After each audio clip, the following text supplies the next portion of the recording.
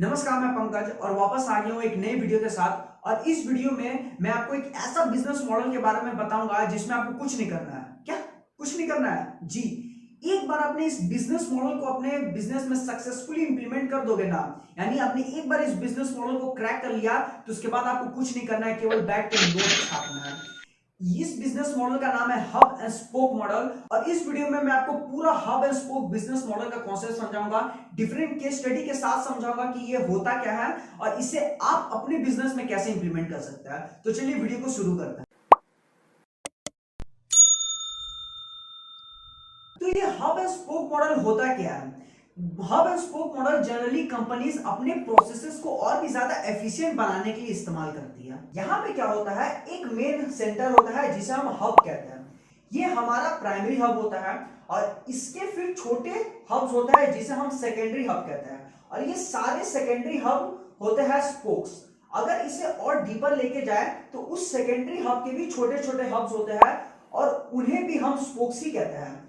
तो ये जितने भी स्पोक है सारे कनेक्ट होता है किससे? मेन हब से। ये मॉडल इसलिए भी बहुत ज्यादा फेमस है क्योंकि ये अनकनेक्टेड डॉट्स को भी कनेक्ट कर देता है। जहां पे डिस्ट्रीब्यूशन पॉसिबल नहीं है वहां पे भी। एग्जांपल देके समझाता हूं। मान लो मैं एक बिस्किट मैन्युफैक्चरर हूं और मेरा जो मेन मैन्युफैक्चरिंग यूनिट है वो दिल्ली में है, यानी मेरा हब हो गया दिल्ली। अब मुझे इसका डिस्ट्रीब्यूशन करना है तो मैं क्या करूंगा, हर स्टेट में मैं अपना स्पोक्स रेडी करूंगा, यानी मेरे ऑथराइज्ड डिस्ट्रीब्यूटर, फिर मेरे ऑथराइज्ड डिस्ट्रीब्यूटर अपना सब डिस्ट्रीब्यूटर को रेडी करेंगे और फाइनली मेरा बिस्किट हर रिटेल शॉप में अवेलेबल होगा।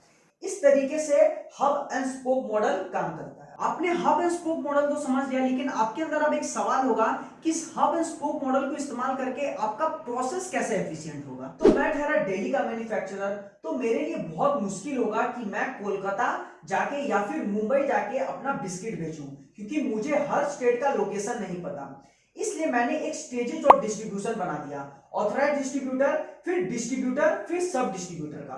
तो मैं अपना माल पहुंचाऊंगा मेरे ऑथराइज्ड डिस्ट्रीब्यूटर को, फिर वो इसे अपने डिस्ट्रीब्यूटर को देंगे, फिर वो डिस्ट्रीब्यूटर अपने सब डिस्ट्रीब्यूटर को देगा और फाइनली मेरा बिस्किट हर रिटेल स्टोर में अवेलेबल होगा। तो मैं बन गया हब और मेरे सारे डिस्ट्रीब्यूटर बन गए स्पोक। तो मेरा बर्डन बहुत हद तक कम होगा क्योंकि अब मुझे इस बात की टेंशन नहीं लेनी होगी कि मैं अपने बिस्किट को हर किराने स्टोर तक कैसे पहुंचाऊंगा। ये सारा काम मेरा डिस्ट्रीब्यूटर खुद कर देगा। इस तरीके से मैंने अपना डिस्ट्रीब्यूशन प्रोसेस को बहुत ही अच्छी तरीके से एफिशिएंट कर दिया। बड़े बड़े ब्रांड्स आज हब एंड स्पोक मॉडल का इस्तेमाल करती है, जिसमें से एक सबसे बड़ा नाम है वो है कोका कोला का।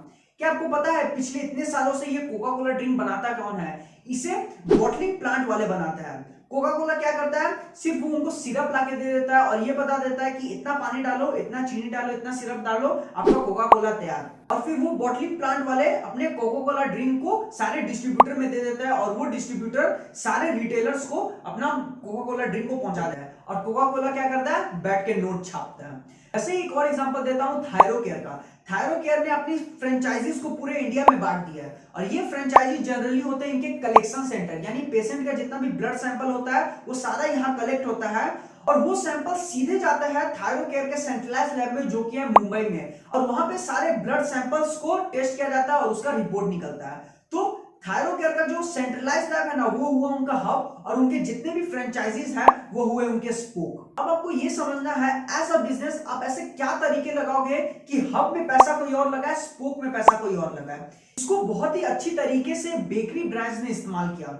मियोमोर, मॉन्जिनीस, कैथलीन, इन्होंने सबसे पहले अपने मास्टर फ्रेंचाइजीज और फ्रेंचाइजीज को तैयार किया। मास्टर फ्रेंचाइजीज वो जो केक बनाएगा और फ्रेंचाइजीज वो जो केक बेचेगा।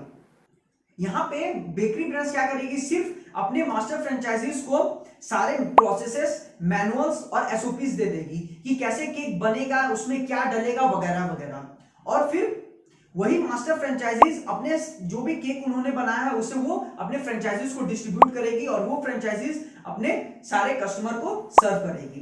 तो यहाँ पे मास्टर फ्रेंचाइजीज क्या हुआ, उनके हब, और उनके फ्रेंचाइजीज क्या हुए, स्पोक। और यहाँ पे मियोमोर क्या करेगा, बैठ के नोट छापेगा। तो ये था पूरा hub and spoke business model. इसी के साथ हमारी वीडियो खत्म होता है। आशा करता हूं जो मैंने आपको हब एंड स्पोक मॉडल के बारे में समझाया आपको अच्छी तरीके से समझ में आएगा। यहाँ पे जो सबसे इंपॉर्टेंट चीज है ना, कि जैसे बड़े ब्रांड ने अपना हब एंड स्पोक मॉडल तैयार किया, कोका कोला, थायरोकेयर और जितने भी बेकरी ब्रांड्स ने तैयार किया कि हब पे पैसा कोई और लगाए, स्पोक पे पैसा कोई और लगाए, जिससे आपका ब्रांड एक एसेट लाइट मॉडल बन जाए, यानी फ्लाई लाइट मॉडल बन जाए। उस पे आपको फोकस करना है। वीडियो इंफॉर्मेटिव लगा तो इसे जरूर शेयर कीजिएगा और हमारे चैनल को सब्सक्राइब कीजिएगा कि इस तरीके से पावरफुल वीडियोस में लाता रहूं। तब तक के लिए मिलता हम लोग अगले वीडियो में। जय हिंद।